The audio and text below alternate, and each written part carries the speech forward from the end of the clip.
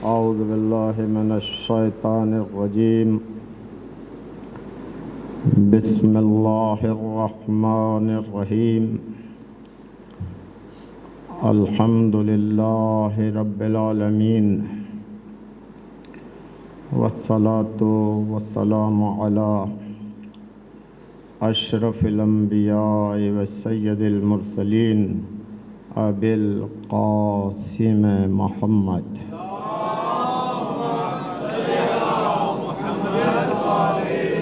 وآلہ الطیبین الطاہرین المعصومین الہداة المہدیین الذین اذہب اللہ عنہم الرجس وطہرہم تطہیرا.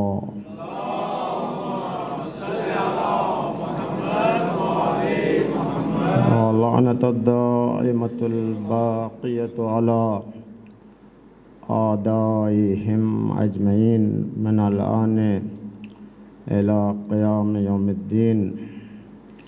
أما بعد، فقد قال الله سبحانه: فاسألوا أهل الذكر إن كنتم لا تعلمون. مل کر صلوات بھیجیے محمد علیہ.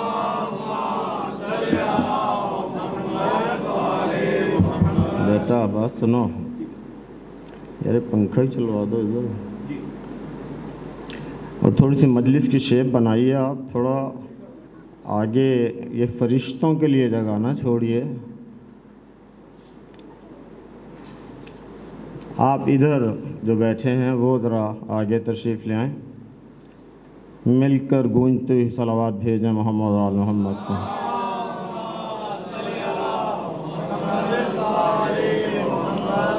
میرے محترم سامعین، خداوند عالم سورہ مبارکہ انبیاء میں ارشاد فرما رہا ہے: فَاسْأَلُوا أَهْلَ الذِّكْرِ إِن كُنتُمْ لَا تَعْلَمُونَ.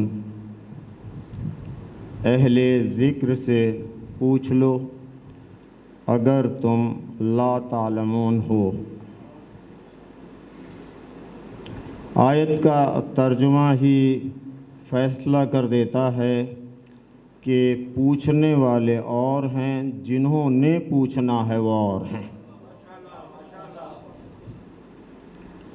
اہل ذکر سے پوچھو اگر تم لا تعلمون ہو، اگر تم جانتے نہیں ہو. میرے محترم سامعین، قرآن مجید میں لا تعلمون 21 مرتبہ آیا ہے. اللہ نے بتایا ہے کہ حقیقت کو پوچھنے والوں کی. سورہ نحل میں ارشاد ہوا: واللہ اخرجکم من بطون امہاتکم لا تعلمون شیئا. اللہ نے تمہیں نکالا تمہاری ماؤں کے شکموں سے اس عالم میں کہ تم لا تعلمون تھے، تم کچھ نہیں جانتے تھے. حاضرین، 5 مرتبہ اگر میں غلطی نہیں کر رہا ہوں قرآن مجید میں ہے آیت ریپیٹڈلی: اللہ یعلم وانتم لا تعلمون. اللہ جانتا ہے اور تم لا تعلمون ہو، تم جانتے نہیں ہو. لا تعلمون کا مطلب تم جاہل ہو، تمہیں علم نہیں ہے.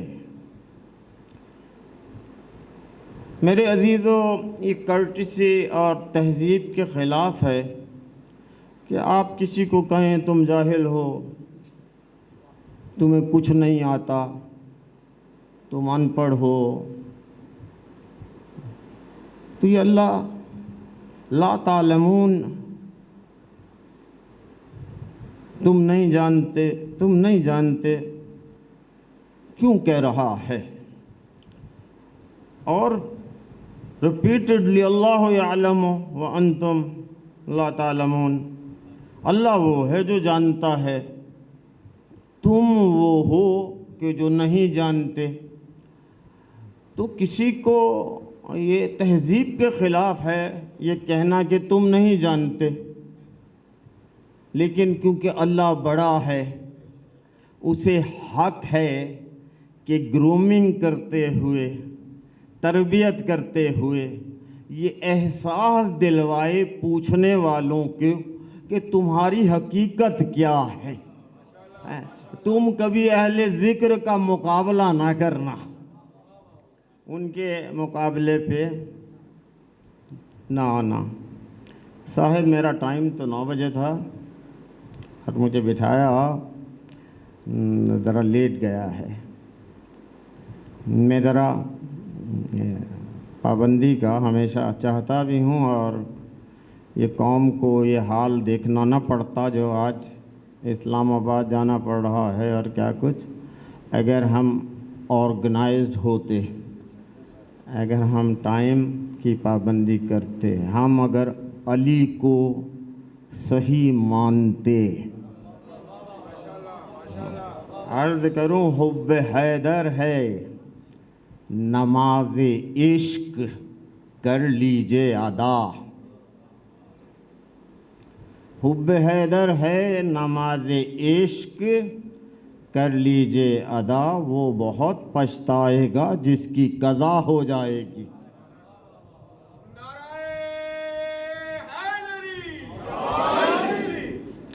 تو یہ علی کو ماننا آسان نہیں ہے، بہت آسان بھی ہے اور آسان نہیں بھی ہے۔ واحد اس کائنات میں علی ہے کہ جس کی معرفت میں 2 انتہائیں ہیں، 2 انتہائیں ہیں۔ کسی کو خدا نہیں کہا گیا سوائے علی کے،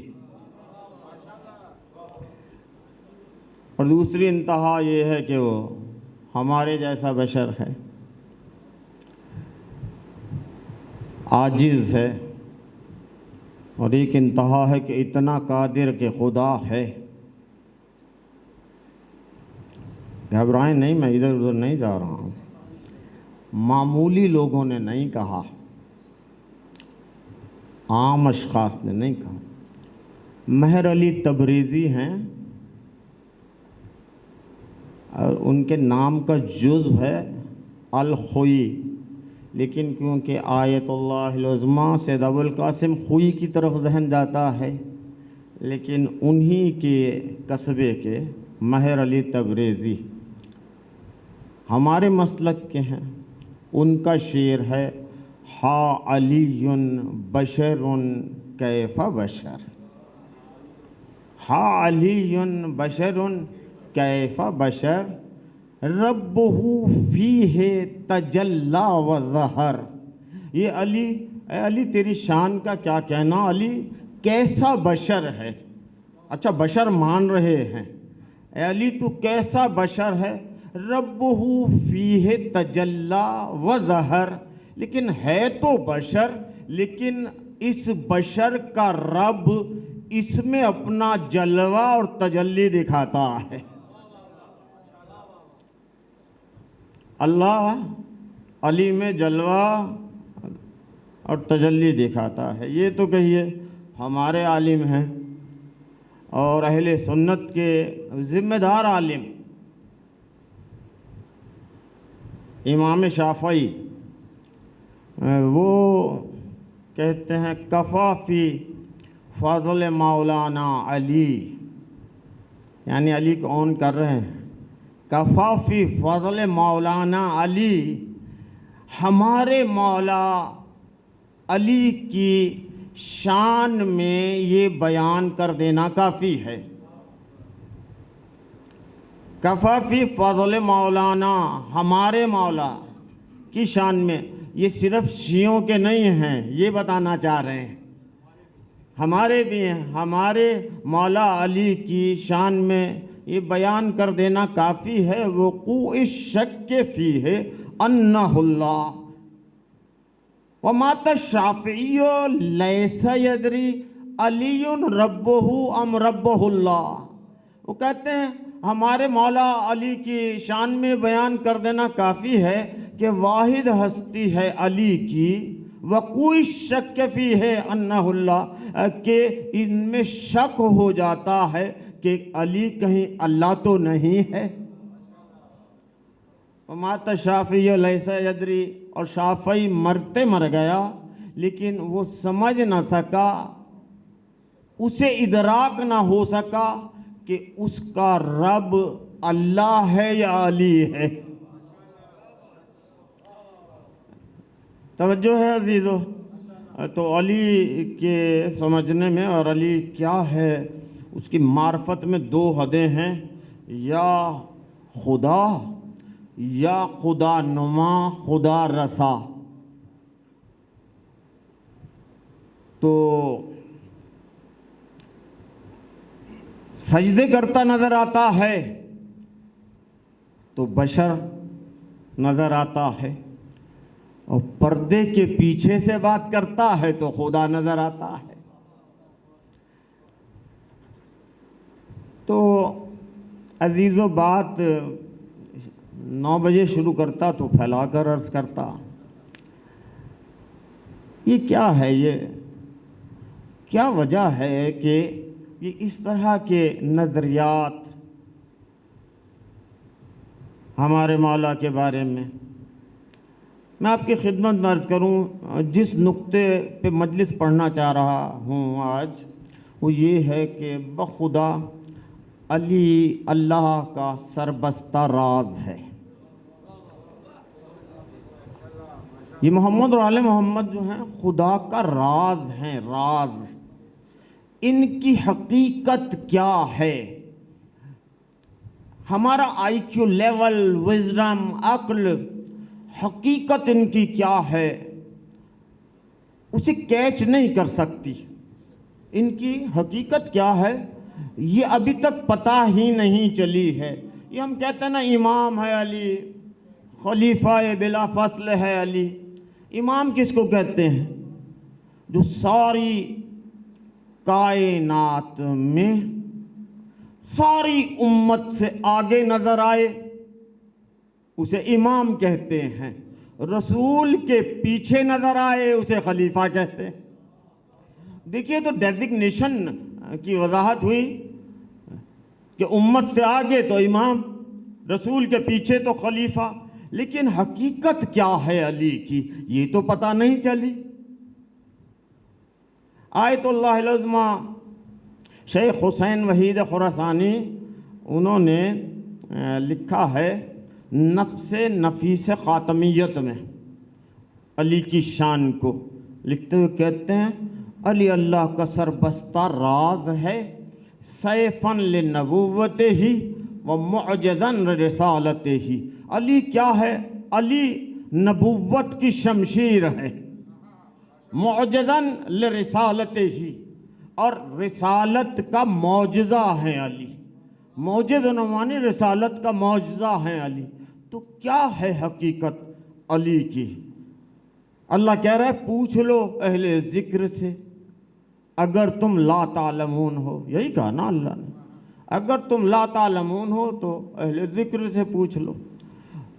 اور 5 مرتبہ کہتا ہے اللہ یعلم وانتم لا تعلمون. اللہ وہ ہے جو جانتا ہے اور تم لا تعلمون ہو. بھئی ریپیٹڈلی کہہ رہا ہے کہ اللہ وہ ہے جو جانتا ہے، تم وہ ہو جو لا تعلمون ہو، تم وہ ہو جو نہیں جانتے. اور اس آیت میں کہہ رہا ہے فَاسْأَلُوا أَهْلَ الذِّكْرِ إِن كُنتُمْ لَا تَعْلَمُونَ. اہل ذکر سے پوچھ لو اگر تم لا تعلمون ہو. میرے اللہ تو کہہ رہا ہے اللہ یعلم، اللہ جانتا ہے، تم لا تعلمون ہو. تو یہ کیا آیت نازل کی کہ اہل ذکر سے پوچھ لو اگر تم لا تعلمون ہو؟ یہ کیوں نہیں تو نے کہا فَاسْأَلُوا اللَّهَ ان کنتم لا تعلمون، اللہ سے پوچھ لو اگر تم لا تعلمون ہو۔ اللہ نے اپنا نام ہٹا کے اہل ذکر کا نام رکھ دیا۔ اگر تم لا تعلمون ہو تو اہل ذکر سے پوچھ لو۔ میری عزیزو، بات تو واضح نہیں ہوئی ہے، مجھے تھوڑا سا پھر آگے بڑھنے دیجیے۔ ایک آیت میں کہتا ہے ما یعلم تأویلہ الا اللہ والراسخون فی العلم، اس قرآن کے ڈیپ علم کو کوئی نہیں جانتا مگر اللہ یا وہ جو راسخون فی العلم ہے۔ یہی ہے نا مشہور و معروف آیت ہے سورہ آل عمران کی۔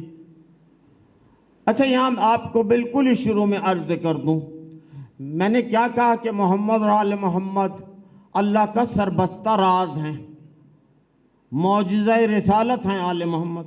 یہی میں نے عرض کیا نا۔ یہ یاد رکھیے گا کہ اللہ نے محمد اور آل محمد کو عبادت کی بنا پر منتخب نہیں کیا۔ اللہ نے عبادت کی بنا پر نہیں چنا۔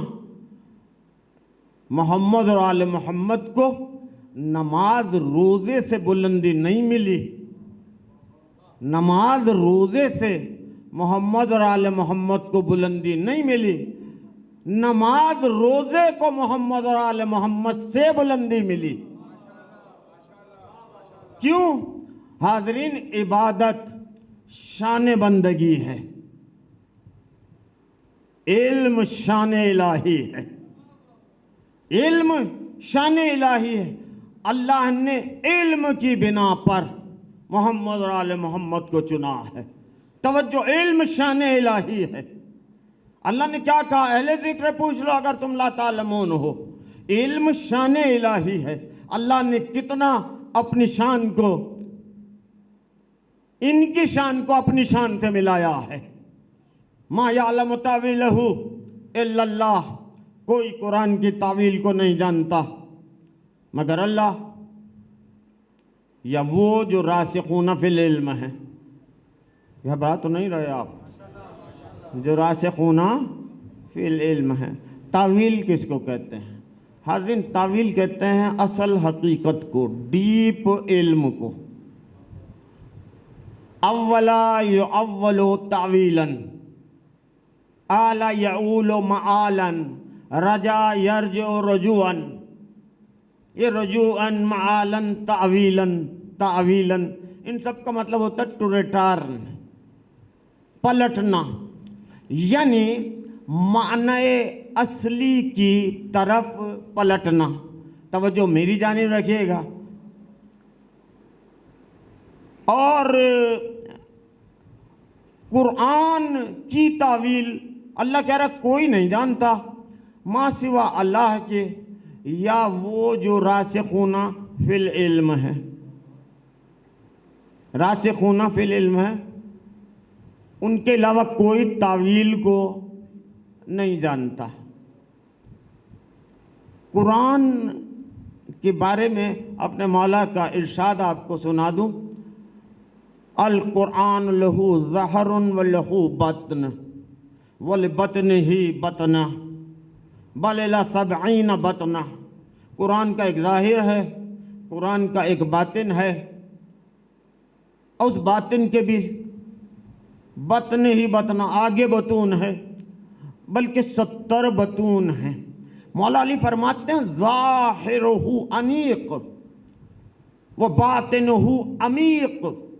اس کا قرآن کا ظاہر بڑا دلکش ہے، اس کا باطن بڑا عمیق ہے، گہرا ہے۔ ما من حروف من حروف القرآن الا ولہ 70,000 معنی۔ قرآن میں کوئی ایک حرف بھی نہیں ہے مگر اس کے 70,000 معنی ہیں، 70,000 معنی۔ تو بطون کا مطلب ہے کہ تے اندر تے، اور انتہائی ڈیپ حد تک۔ ایک ہوتا ہے لفظ کا معنی، اور ایک ہوتا ہے لفظ کی تشریح، ایک ہوتا ہے جملے کا معنی، ایک ہوتا ہے جملے کی تشریح۔ لفظ کے معنی کو آپ ڈکشنری میں سے دیکھ سکتے ہیں، جملے کے معنی کو آپ نے اگر عربی زبان پڑھی ہوئی ہو تو آپ جملے کے معنی کو سمجھ سکتے ہیں۔ پہلے میں ایک بات اور عرض کر دوں، قرآن کسے کہتے ہیں، حدیث کسے کہتے ہیں؟ قرآن حاضرین اللہ ہے مخاطب، رسول ہے مخاطب، اور خطاب کا نام ہے قرآن۔ اللہ مخاطب ہے، رسول مخاطب ہیں، اور جو خطاب کیا اللہ نے اسے قرآن کہتے ہیں۔ اور حدیث کس کو کہتے ہیں؟ رسول ہے مخاطب، امت ہے مخاطب، اور جو رسول نے خطاب کیا اسے حدیث کہتے ہیں۔ اصول ہے کلم الناس علی قدر عقولہم، لوگوں سے بات کرو ان کی عقل کے مطابق، ان کی عقل کے مطابق۔ جو اللہ نے اپنے نبی سے خطاب کیا وہ نبی کی عقل کے مطابق، اسے قرآن کہتے ہیں۔ اور جو رسول نے as per wisdom of crowd, جو حاضر تھا اس کی عقل کو دیکھا، اس کے ظرف کو دیکھا، اپنی عقل کے مطابق نہیں، جو مخاطب تھا اس کی عقل کے مطابق جو رسول نے بات کی اسے حدیث کہتے ہیں۔ رسول حقیقت بیان کیسے کریں؟ کوئی عقل میں رسول جیسا ہو تو بیان کریں۔ تو حدیث ہے رسول کی امت کی عقل کے مطابق بات کرنا، اور قرآن ہے اللہ کا رسول کی عقل کے مطابق بات کرنا۔ اب وارث قرآن امت میں سے نہیں ملیں گے، وارث قرآن وہ ہوں گے جن کی عقل بقدر رسول ہو، جن کی عقل بقدر عقل رسول ہو۔ میرے عزیزوں، میرے محترم سامعین، قرآن کے بطون ہیں، بطون کے آگے بطون ہیں، ایک ایک حرف کے 70 ہزار معنی ہیں۔ لفظ کے معنی ڈکشنری سے معلوم ہو جاتے ہیں۔ سینٹنس آپ نے ٹینسز پڑھ لیے، آپ کو معنی سمجھ میں آ جاتے ہیں۔ لیکن ایک چیز ہوتی ہے دوستو، مراد متکلم،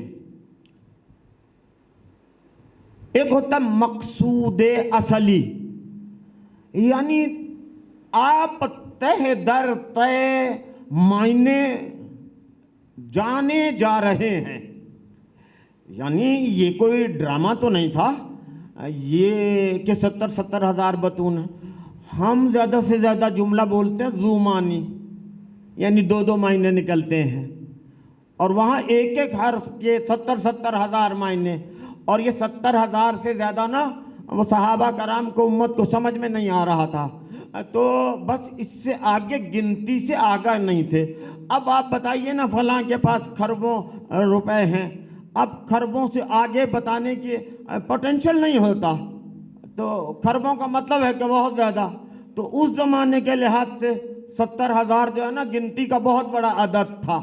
حقیقت ابھی بھی نہیں بتائی کہ قرآن میں علم کتنا ہے، کتنا ڈیپ علم ہے، اور ان بطون در بطون علم کی انتہا، اور وہاں پہ مقصود اصلی، مقصود اصلی ٹو ریٹرن، تعویل کہتے ہیں واپس جاؤ پلٹ کر اصل حقیقت کی جانب، اصل حقیقت کی جانب، جہاں مراد متکلم، یعنی متکلم اس جملے میں، ان لفظوں میں اس کی مراد کیا ہے۔ بعض اوقات صرف ترجمے سے مراد سمجھ میں نہیں آتی۔ مثلا میں ایک لفظ کہہ رہا ہوں، پیغمبر نے کہا کہ تم میں سے ایک ہوگی جو باطل کی راہ میں گامزن ہوگی اور اس پر ہو اب کے کتے بھونکیں گے۔ اب ایک ڈیپ بات پیغمبر نے بتا دی، نام تو نہیں بتایا، نام تو نہیں بتایا۔ اب وہ بات پردے میں ہے نا تو پردے میں رہے گی توجہ، اور وہ کھلے گی، یعنی کشف مبہم، حقیقت کا بے نقاب ہونا. اور وہ کتنا ڈیپ، یہ تو میں نے سطحی اور ابتدائی درجے کی مثال دی ہے. میں ایک اور مثال دے دیتا ہوں. لَأُعْطِيَنَّ الرَّايَةَ غَدًا رَجُلًا كَرَّارًا غَيْرَ فَرَّارٍ. کل میں علم اسے دوں گا جو کرار ہوگا، غیر فرار ہوگا، محب خدا اور محبوب خدا، محب رسول اور محبوب رسول. تو نام تو نہیں لیا نا، تو پردہ پڑا ہوا ہے. پردے کا بے نقاب ہونا، توجہ، بے نقاب ہونا. قرآن سے مثال دے دوں. سورہ یوسف کی 4 آیت ہے. حضرت یوسف نے کہا بابا میں نے خواب دیکھا ہے کہ 11 ستارے اور سورج اور چاند مجھے سجدہ کر رہے ہیں. 4 آیت میں یہ ہے. اور حضرت یعقوب نے کہا بیٹا بھائیوں کے سامنے اس خواب کو نہ بتانا. 100ویں آیت میں، کل 111 آیتیں، 100ویں آیت میں جب تخت پر ماں باپ کو حضرت یوسف نے بلند کیا اور بھائی یہ سب اللہ کے لیے سجدے میں یوسف کے سامنے جھک گئے. اس وقت کا یا ابت، اے بابا ھذا تعویل رؤیایا، یہ میرے خواب کی تعویل ہے. یہ خواب کیا ہوتا ہے؟ یہ سمبولک سگنلز ہیں، سمبولک سگنلز ہیں. قرآن میں ہی ہے کہ 7 موٹی گائیں کو 7 پتلی گائیں کھا رہی ہیں. 90 تعویل یوسف سے کہا ہے کہ، اور دوسرا خواب ہے کہ سر پہ خوبوز روٹی، وہ چڑیاں نوچ رہے کھا رہی ہیں، انگور نچوڑ رہا ہوں. 90 تعویل بتائیے. یعنی سمبولک سگنلز میں وہ جسے تعبیر کہتے ہیں، اصلی مقصود جو چھپا ہوتا ہے اسے، اور پھر وہاں کہا بھی ہے قرآن مجید میں اسے لفظ تعویل ہی کہا گیا ہے. گھبرا تو نہیں رہے آپ، تعویل ہی کہا گیا. سورہ کہف کی 82ویں آیت ہے. وہ ایک بچے کو قتل کر دیا تھا حضرت خضر نے، کشتی میں سوراخ کر دیا تھا، گرتی ہوئی دیوار کو اٹھا دیا تھا. تو وہ بار بار وہ پوچھ رہے تھے حضرت موسیٰ کہ یہ کیا کیا، یہ کیا کیا، یہ کیا کیا. تو اس میں کہا ما فعلت عن امری، یہ میں نے خود تھوڑی کیا ہے. ذالک تعویل، یہ وہ تعویل ہے ما لم تستطع علیہ صبرا، جس پر آپ صبر نہیں کر رہے تھے، صبر نہیں کر رہے تھے. یعنی میں یہ عرض کر رہا ہوں کہ وہ حقیقت جو ظاہری الفاظ سے سمجھ میں نہیں آتی، ایک قرآن کا ظاہر ہے، ایک قرآن کا باطن ہے. ظاہر سب سمجھ لیتے ہیں، پڑھ کے معنی سب جان لیتے ہیں، لیکن مراد متکلم کیا ہے، مقصود اصلی کیا ہے، وہ بطون اندر بطون علم کیا ہے. اللہ کہتا ہے ما یعلم تاویلہ الا اللہ والراسخون فی العلم، انہیں یا اللہ جانتا ہے یا وہ جو راسخون فی العلم ہیں، جو علم میں راسخ ہیں. اگر میں یہاں تک آپ کو سمجھا سکا یہ راسخ ہونے کا کیا مطلب ہوتا ہے. راسخ کہتے ہیں جمع ہوا ہونا، راسخ کہتے ہیں مضبوط کو، راسخ کہتے ہیں وہ کہ جہاں تغیر نہ ہو، وہ کہ جہاں زوال نہ ہو. قرآن کے ڈیپ علم کو، کلی علم کو کوئی نہیں جانتا یا اللہ یا راسخون فی العلم. راسخون فی العلم جن کا العلم تک رسوخ ہے، رسوخ ہے. حاضرین، رسوخ کہتے ہیں اپروچ کو، اپروچ کو. میں سب کچھ چھوڑ کے پڑھ رہا ہوں. اللہ جانتا ہے یا راسخون فی العلم جانتے ہیں؟ آپ سے بس ایک چھوٹا سا سوال کر رہا ہوں اور بات کو بس آگے اختتامی مراحل کی جانب لے جا رہا ہوں. یہ جو اللہ نے کہا نا کہ کوئی قرآن کی ڈیپ علم کو، تعویل کو، کلی علم کو، اصل حقیقت کو، تہ در تہ، بطون اندر بطون کو، علم کو کوئی نہیں جانتا ماں سوا اللہ کے یا راسخون فی العلم کے. اس میں بتائیے رسول اللہ راسخون فی العلم میں شامل ہیں یا نہیں؟ فرمائیے رسول اللہ شامل ہیں یا نہیں؟ حاضرین، آیت ہو سکتی تھی کہ کوئی نہیں جانتا علم، تعویل کے علم کو، یا اللہ یا اس کا رسول یا راسخون فی العلم. اللہ نے بہت جگہ رسول اللہ صلی اللہ علیہ وآلہ وسلم کو الگ سے کر کے نمایاں کر کے ذکر کیا ہے. اطیعوا اللہ واطیعوا الرسول واولی الامر منکم. رسول اللہ کا الگ سے تذکرہ کیا ہے، لیکن بعض جگہ اللہ نے گوارا نہیں کیا کہ رسول اللہ کا الگ سے تذکرہ ہو. گوارا نہیں کیا اللہ نے. آپ دیکھتے ہیں نا آیت تطہیر میں انکم الرجس اہل البیت کہا اللہ نے رسول اللہ کا الگ سے تذکرہ نہیں کیا. 14 کا اکٹھا تذکرہ کیا. 14 کا اکٹھا تذکرہ کیا. کونوا مع الصادقین، سچوں کا ساتھ دو، سچوں کے ساتھ ہو جاؤ. اللہ نے صادقین کے ساتھ ہونے کا حکم دیا تو یہ نہیں کہا کہ کونوا مع الرسول والصادقین، کہ رسول کے ساتھ ہو جاؤ اور صادقین کے ساتھ ہو جاؤ.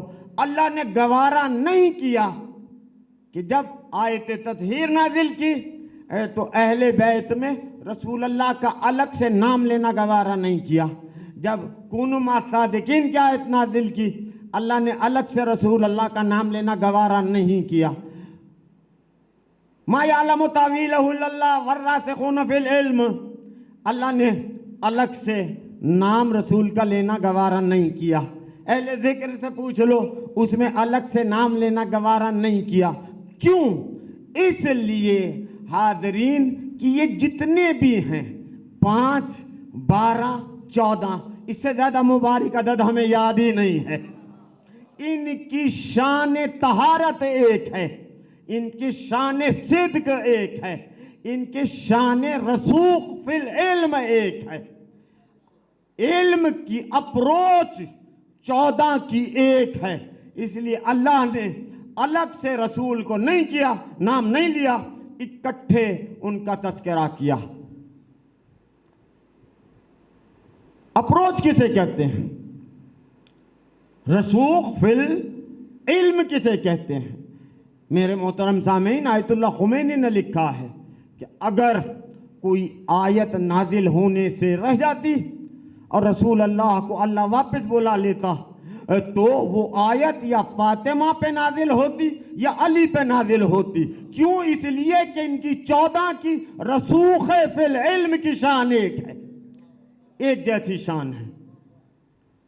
توجہ ہے میرے عزیزوں، میں کیا کہہ رہا ہوں؟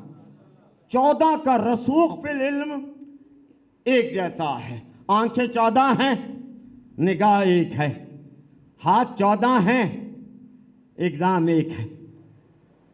کام ایک ہے. قدم 14 ہیں، اقدام ایک ہے. سب کی شان عصمت ایک، شان طہارت ایک، شان صدق ایک، شان علم ایک. اگر میں یہاں تک بات کو سمجھا سکا ہوں میرے عزیزوں، میرے محترم سامعین، 14 کی 14 رسوخ فی العلم میں ایک جیسے ہیں. لیکن اللہ نے صرف یہ تو نہیں سمجھایا، اللہ نے اس آیت میں صرف یہ تو نہیں بتایا کہ 14 کی شان رسوخ فی العلم ایک ہے. صرف اتنا تو نہیں بتایا، کچھ اور بھی بتایا ہے. تبھی تو مہر علی تبریزی کو شک ہوا ہے علی کہیں اللہ تو نہیں ہے. امام شافعی کو شک ہوا ہے کہ کہیں اللہ تو نہیں ہے علی. کیا وجہ ہے؟ کوئی تو وجہ ہے نا میرے عزیزوں.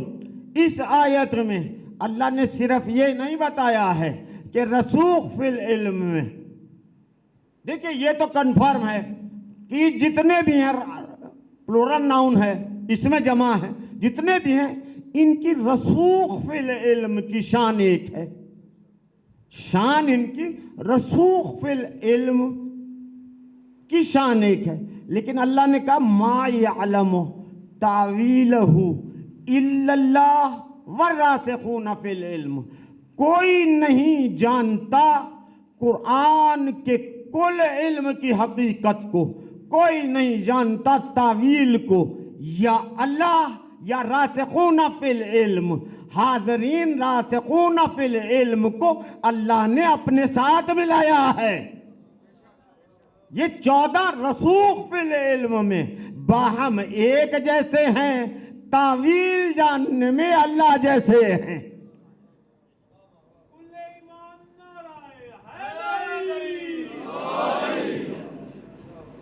تاویل قرآن جاننے میں، علم قرآن جاننے میں یہ اللہ جیسے ہیں۔ اور میں بہکا نہیں رہا ہوں آپ کو، میں آپ کے سامنے آیت پڑھ دیتا ہوں، سورہ مبارکہ انفال کی آیت ہے، 17ویں آیت۔ فَلَمْ تَقْتُلُوهُمْ